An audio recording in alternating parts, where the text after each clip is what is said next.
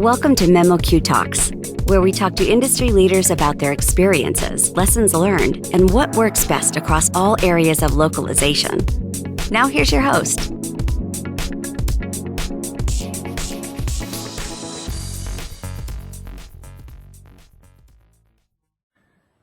Good morning, everyone, and welcome to the new episode of memoQ Talks. I'm your host, Chedomir Pushica, and today it is my pleasure to welcome Ildikó Horváth as our guest on memoQ Talks.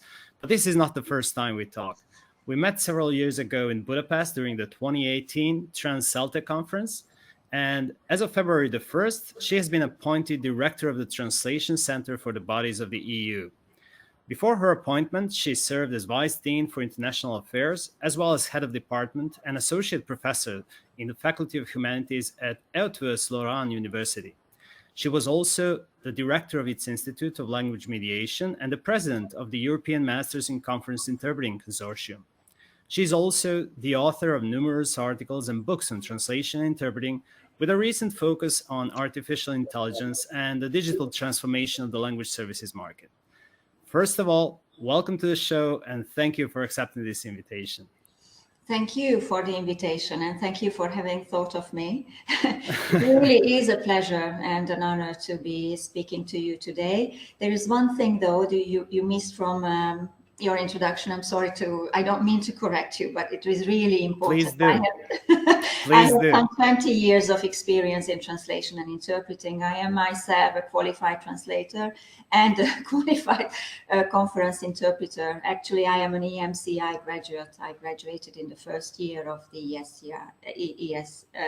EMCI, sorry. I think it is important to note here. Excellent. So you've had some time to be in your position, not too much, but almost a month. How does it feel now? Actually, it feels very good.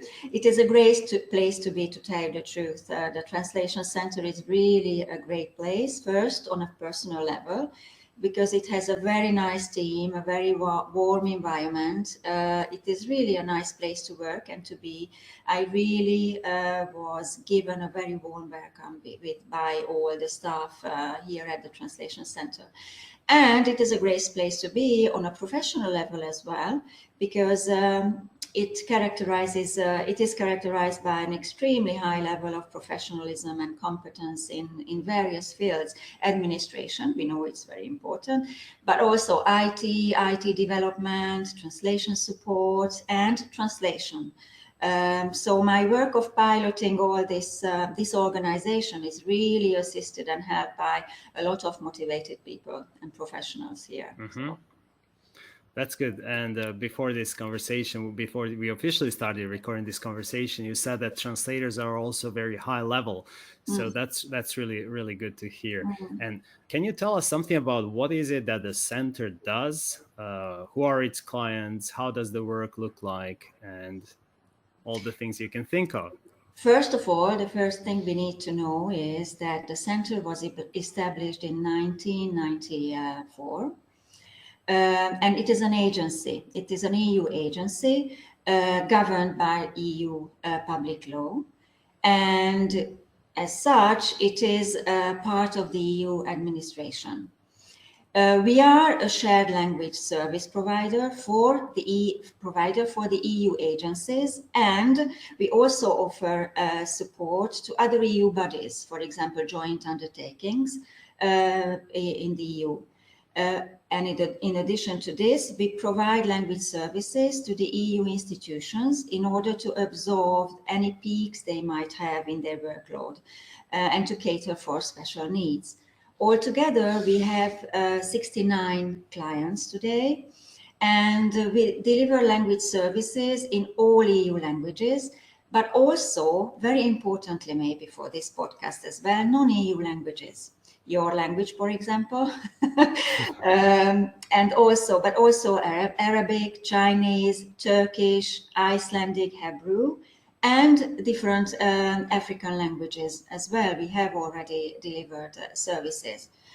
What you also need to know, I think, it is interesting to know that we work in a diversity of domains and document types like medical, legal, aviation, technical. We do annual reports, work programs, press releases, web pages, and so on and so on. Very briefly, our mission is twofold. One is to provide these language services. This is our main mission. And when I say language services, I mean language services, not only translation. Of course, translation is a huge part, but we offer modification as a service, editing, revision. In terms of terminology, we do offer terminology services, but terminology lists as well, or terminology list revision as well. Then we have subtitling, language consultancy, transcription with post-editing, automatic transcription, automatic translation as a service. Then we have a paste and go translation service. This is a translation service for shorter texts, for up to 4 pages, and light post editing as a service. So as you can see, we are a very modern language service provider, a very varied portfolio of services. In addition to this, our second mission, but second in order of, not the second least important, it's a very important mission as well. We contribute to interinstitutional cooperation within the EU framework. And through this international cooperation, we contribute to rationalizing working methods and tools and harmonizing procedures, making overall savings in translation at EU level. And in this respect, and I know we are going to talk about it, we were instrumental in the creation of the interinstitutional terminology database IATE, which we manage on behalf of the EU institutions. But I think we will come back to it later. Yeah, we will definitely. And with all those services, is it really that all the European agencies need these services, like including what you mentioned, the one about paste for the short text up to 4 pages? What is that all about? And of course, not all of the EU agencies use all of our services, but what is very peculiar about services, about the center as well, that we have gone through what we call a transformation plan. In the last couple of years, our colleagues, I wasn't here yet, but my colleagues worked a lot, and everybody at the center put a lot of energy and effort of transforming the service portfolio, and also technology behind it, using technology behind these services. Of course, not all our clients use all our services, and what is more, we try to provide so-called bespoke services, that is to say, tailor-made services. So we are to the needs, for the multilingual needs of our clients. They are clients, of course, who are, so to say, more important in terms of volume. And they are clients who have less multilingual needs, but we are there, and these needs can change in terms of how our clients' activities change, and how their activities change, or how their multilingual needs change. And do you have any private clients? No. Private companies? No. No. We are EU. No. We have 90. What did I say? 69 clients, and we work solely with them. We are not working for the private market. But we have a lot of expertise that the private market might be interested in as well. And for all those non-European languages, what is the normal, let's say, domain, and where do you assist them the most? Do you have that information? I cannot say. It really varies. We cannot say that, because there are so many really domains and so many needs. So it cannot be categorized like that. For example, for Serbian, we have this. For Norwegian, we have this. It really depends, and it really depends on the contacts and of our clients, actually, because it's our clients' needs. And how is the translation work organized? Do you work with in-house teams or do you also rely on external sources? Yes, we do. We do have in-house teams, and externalize a lot of a huge volume actually. We employ about 200 people altogether, and more than half of our staff are translators. They are divided into now 24 language groups. And these language groups are very small language groups, between 4 and 9 people for English and French and other languages with which we have more work. We have a higher number of translators, but with the others we have at least four translators in each language group. As I said, we outsource a significant volume. Around 80% of our language services are outsourced, and in this sense, actually, we work hand in hand with the private market, since our outsourced work is done by so-called freelancers. Of course, there are tenders; it's tender-based, but freelancers.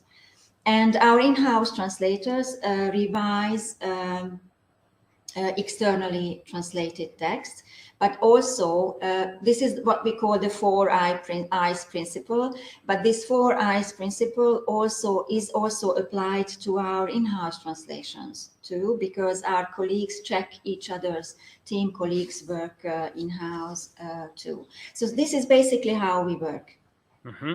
And when you, like, this might be interesting to some of the freelancers, if they want to apply, how often do you organize the tenders? And are tenders the only way you can actually source work? No, tenders are not only, they are the first, of course, first option.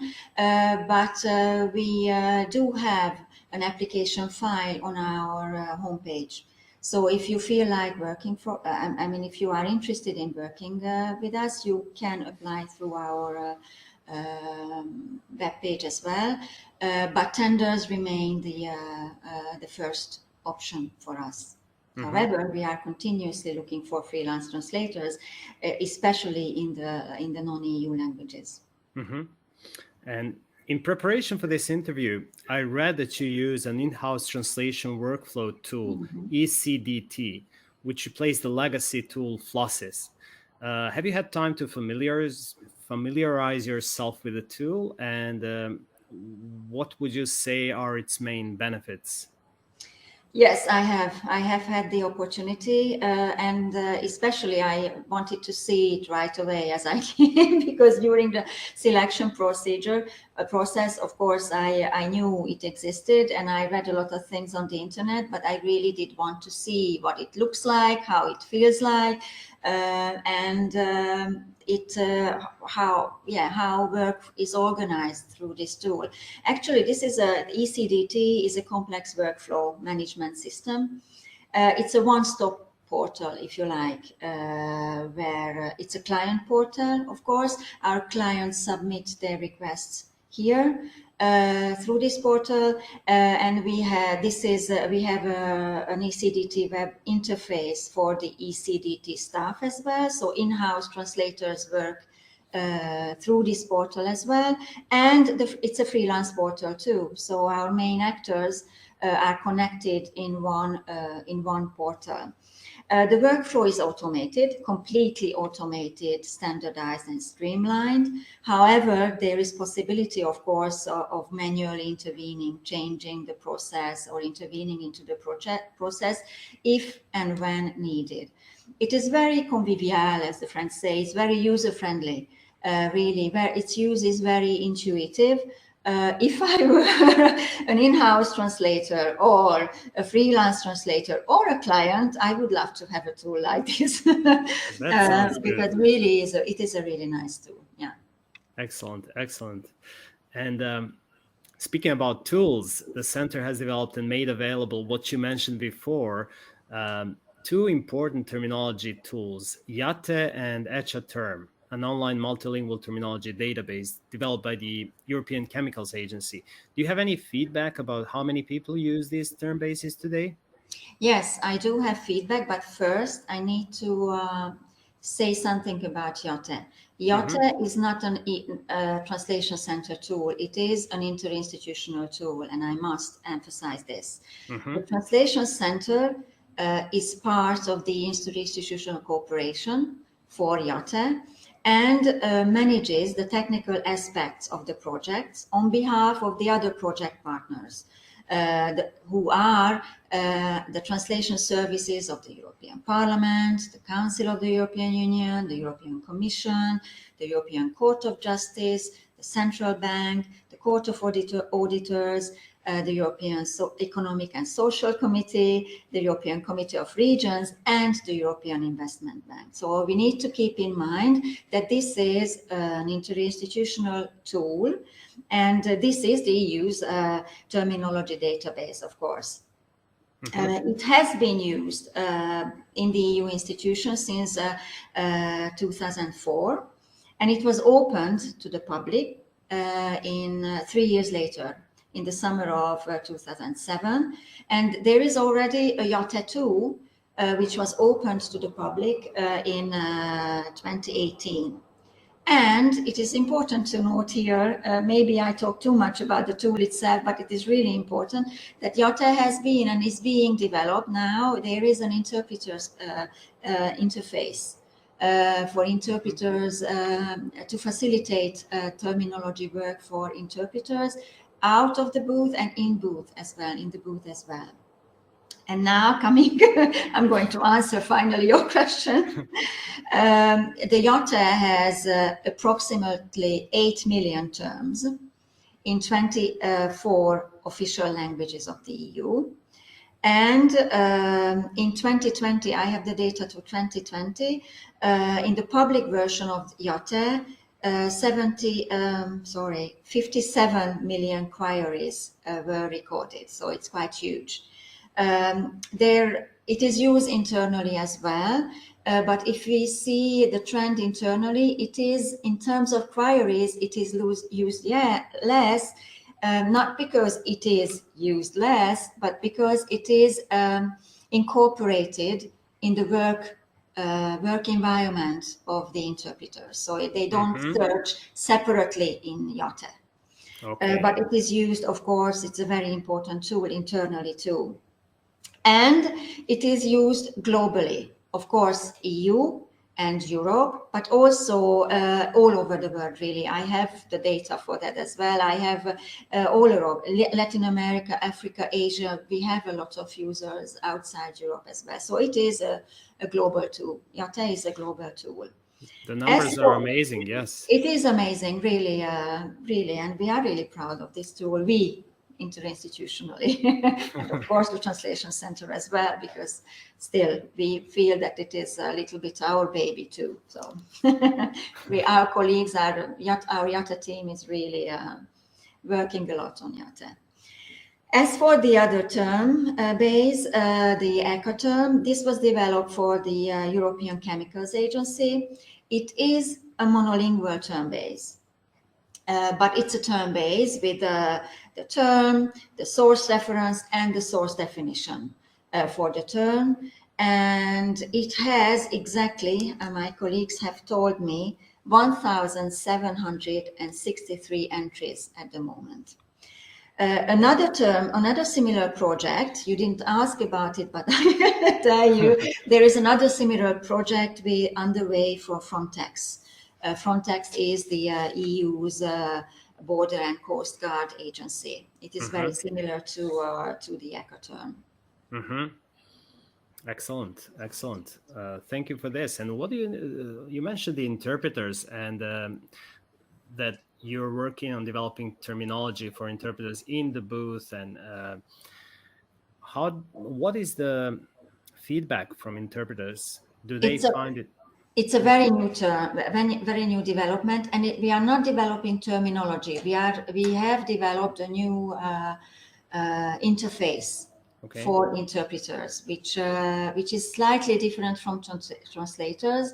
But this view the interpreters have of the terms and the search interface is more aligned with their needs. Actually, we don't have feedback yet, but we do hope to have their feedback. It's a very new development, actually. They are starting to use it. It's publicly available, actually. It can be checked publicly too.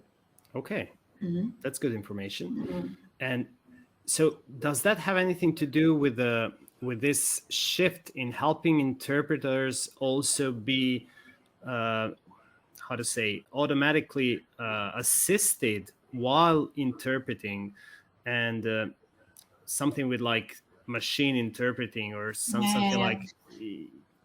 It doesn't directly have a name like that, and when interpreters are so to say automatically helped during interpreting, it's a completely different system. It's a completely different logic. IATE term, you have to search in IATE. So you are searching terms in IATE. IATE doesn't show you, for the time being, doesn't show you terms, doesn't offer you terms. You go there to search terms. But it's a very good quality term base. It has been checked, and the material there is really, we can say that, clean. So it is a great help, even though it's not automatic. And what are the major challenges the center is facing when it comes to your work? We have a lot of work. That's one of the challenges. Luckily, we are very optimistic. Our clients come with more and more specific needs, which we try to cater for, of course. So I'm very busy to cater for the needs, the multilingual needs of our clients. It's an opportunity, but it's a challenge as well. And the wide range of new services. Some of them are really new, so we are really experiencing them. And of course, as new services always, we've got to evaluate them and then further improve them. I mentioned bespoke services, tailor-made services for our clients. It is a very nice challenge for all of us, but these needs can be very diverse. So we need to be very alert on the new technology too. We are watching technology constantly. So this is a challenge as well. Keep up with technological developments and utilize new technology as best as we can and as soon as we can. And most importantly, maybe, not fall into the trap of thinking that technology is the answer to everything. Not forgetting about the human factor, because after all, technology is built by humans for humans. But when I say challenge, I don't mean it in a negative way. When I mean challenge, it's a positive, inspiring something. Good. And speaking about technology now and our human role, we kind of have to touch upon artificial intelligence. And you mentioned that's one of your focuses now. So that and digital transformation of the language services market. So what have you discovered and how is the market changing? Actually, the center service is reflecting this change, and I'm sure the market reflects this as well. We have translation as a service and automatic translation as a service. We have subtitling as a service, but on the other hand, we also have automatic transcription as a service. So, but we really need to explain the difference and the quality provided by these services. So when we say translation, it means that the human is always there, it's checked. But when we say automatic, the purpose is not the same. It's not checked. It's for gisting, it's for having an idea what the text about is, so we shouldn't expect the same quality. And this, I think, we need to make clear, and this is actually one of the challenges, to make it clear to the clients, but to the larger public as well, what to expect from automatic and what to expect from human translation. Live post editing is another interesting example here. But again, we shouldn't oversell automation. We should always focus on how automation and the tools we have can help the translators' work, either as quality in terms of terminology, in terms of numbers, in terms of proper names, and so on and so on.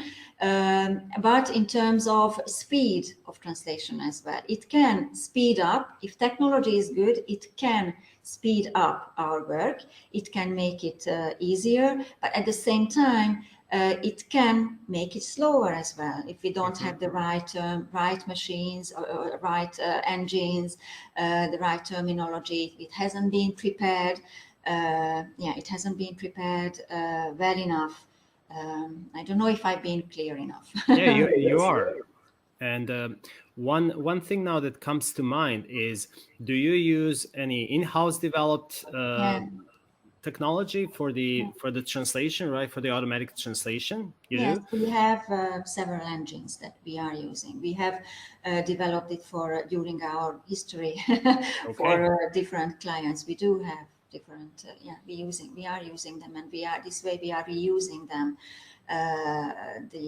The texts we have translated, we have revised, we have post-edited. Yes. Mm-hmm. And they are not publicly available, right? No, they are not. Okay. Translation, however, is publicly available, as you know, and e-translation, we and all services of the EU institute, translation services of the EU institution are contributing to e-translation. Do you know now about how big is the corpus of these translations of the source and I don't target? really have, I wouldn't say here anything because I don't really have any exact and precise data on that, but it's huge. It's growing every day, of course. Yeah, because that would mean that automatic translations are getting better over time, right? Is that the case? They are Have you getting better noticed over time, yes, especially in standardized text types, for example. They are getting over time, but there is always this human factor which gets into the text as well. So as I heard one of my colleagues say, until humans joke, use idioms, poetry, or figurative language, we will need them to translate these as well. And with all that in mind, what will be the most sought after competencies as linguists' roles are changing? Do you have any idea? As a former trainer, I must say that, and here a lot of people will disagree with me, especially from the technology world, translation competence. Still, it's the basis for language service providers and translation service related service providers. Translation competence to understand the logic of how transferring a source language text into the target language works, after all. Revision, of course, and post-editing. There is a difference between revising human translations and post-editing machine translations, because machines or automated translation devices make different mistakes. And this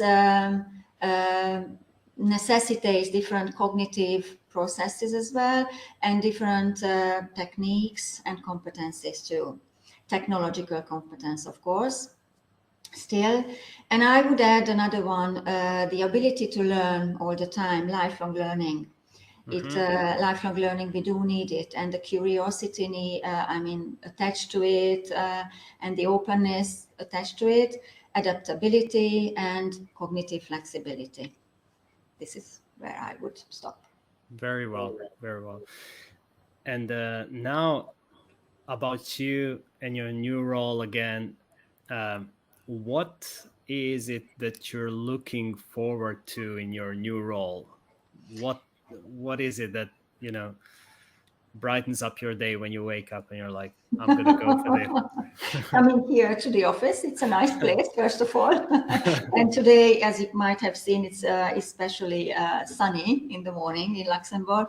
No, but seriously, piloting all this, really, it is a really nice challenge for me. And being at the forefront of all these changes, technological and not only technological, I think, changes, and with the help of this very talented team we have here at the Translation Center, it is really a joy. Every day is a really nice day here. And I have been coming. I have been here for a month exactly today, and I really enjoy coming here. I can imagine. And now something really like very, very interesting from the, let's say, not technological point of view, but I found it really amazing. What is the room that you're now talking from? What is it called like, and how? It's the director's office.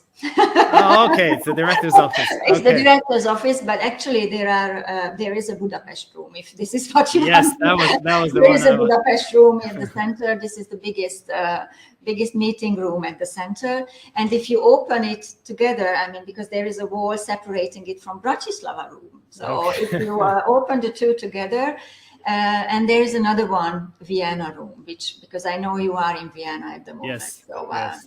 We do have rooms named after Central European capitals. Yeah, that's something I found really, really nice and a very cool thing to know for our listeners.